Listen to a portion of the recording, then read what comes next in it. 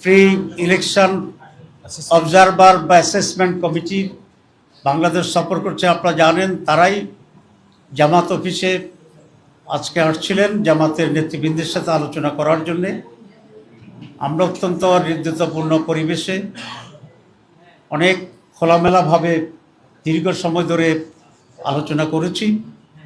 তাদের আলোচনার মূল বিষয় আমাদের কাছ থেকে জানতে চেয়েছিলেন যে বাংলাদেশে যে নির্বাচন আসন্ন, সেই নির্বাচনের পরিবেশ কেমন আছে দেশে, নির্বাচন কমিশন এবং সরকারের প্রস্তুতি কেমন, জামাতে ইসলামী এই নির্বাচনের পরিবেশকে কিভাবে দেখছে, নির্বাচনে কোনো ধরনের সংকট তারা ফিল করছে কিনা, এবং জামাতের পক্ষ থেকে নির্বাচন একটি সুষ্ঠু অবাধ নির্বাচনের জন্যে কি ধরনের প্রস্তুতি দরকার বলে জামাত মনে করে, সে সমস্ত বিষয়ে তারা খোলামেলা আলোচনা করেছে।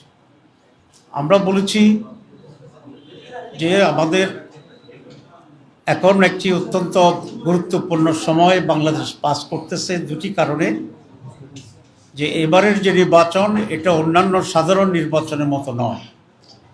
একটি বড় ধরনের পরিবর্তন সূচিত হওয়ার পরে জুলাই বিপ্লবের আকাঙ্ক্ষার ভিত্তিতে অবাধ, সুষ্ঠু, নিরপেক্ষ এবং উৎসব মুখর একটি নির্বাচন হবে, এটাই জাতি আশা করে। এবং এই ইন্টারিম গভর্নমেন্ট আসার পরে তিনটি বিষয়ে তারা জাতির কাছে ওয়াদাবদ্ধ। একটি হচ্ছে সংস্কার করবেন, মৌলিক সংস্কার, এরপরে বিচার দৃশ্যমান করবে এবং একটি সুন্দর অবাধ নির্বাচনের ব্যবস্থা করবে, সুষ্ঠু নির্বাচনের ব্যবস্থা। দল কয়েক মাস ধরে সেগুলোকেই একটি গুচ্ছ সিদ্ধান্তেই, একটা প্যাকেজে গণভোটের মাধ্যমে আইনি প্রক্রিয়ায় দিয়ে এটা নিয়ে আলোচনা করেছি।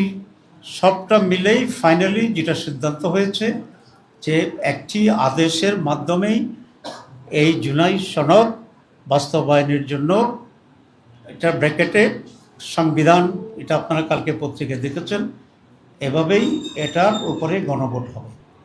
আমরা এই সিদ্ধান্তকে ওয়েলকাম করেছি এবং ইতিবাচক হিসেবে দেখেছি। ইতিমধ্যে আমরা আমাদের কমেন্ট পত্রিকার মাধ্যমে আমরা দিয়েছি। আমরা সেটা তাদেরকে অভিহিত করেছি এবং আমরা এটা বলেছি এখন যেটা অত্যন্ত গুরুত্বপূর্ণ সেটা হচ্ছে এনসিসি যে প্রস্তাব দিয়েছে সেটার দ্রুত ঘোষণা চলে আসা, একটা আদেশ দিয়ে দেওয়া। আমরা সরকারকে দাবি জানাচ্ছি এখন যে এই আদেশ দেওয়ার ক্ষেত্রে যেন আর কোনো সময় ক্ষেপণ না করে। এই আদেশের পরে যেটা হবে সেটা হচ্ছে গণভোট হবে। গণভোটটি আমরা আলাদাভাবে চাচ্ছি। তারা দুটা সাজেশন দিয়েছে, একসাথে জাতীয় নির্বাচন গণভোট আর অথবা জাতীয় নির্বাচনের পূর্বেই গণভোট। আমরা মনে করি প্রথম যেটা দিয়েছে জাতীয় নির্বাচনের পূর্বে গণভোট, এটাই সঠিক সিদ্ধান্ত, এটাই যথার্থ, এবং আলাদাভাবেই জাতীয় নির্বাচনের আগে গণভোট দিতে হবে।